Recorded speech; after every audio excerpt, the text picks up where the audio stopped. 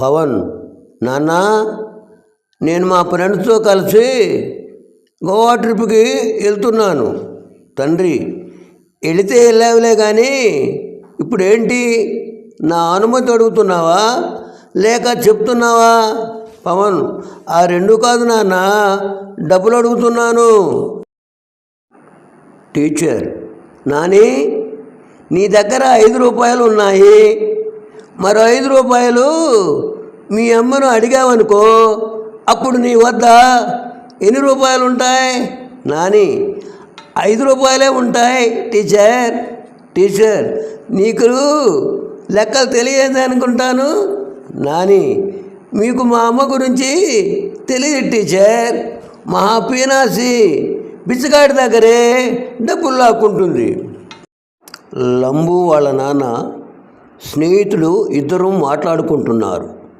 లంబు homework చేసుకుంటున్నాడు.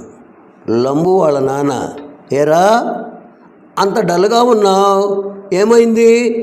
స్నేహితుడు, పోయిన వారం సెకండ్ హ్యాండ్ కార్ని ఎలాగైనా కొనాలని గట్టిగా కోరుకుంటే ఆ కారు ఓనరు అమ్మనన్నాడు.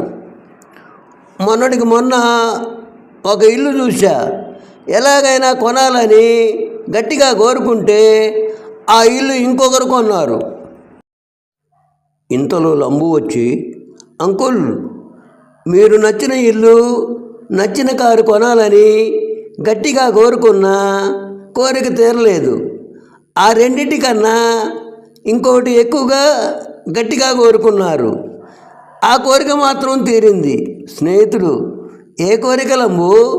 లంబు, చిన్నప్పుడు చాలా తొందరగా పెద్ద అవ్వాలని గట్టిగా కోరుకున్నారు కదా, ఇప్పుడు పెద్ద అయ్యారు, ఈ వయసులో అది కొనలేదు ఇది కొనలేదని దిగులు పడకుండా బ్రతికినన్నాళ్ళు హాయిగా ప్రశాంతంగా జీవించండి.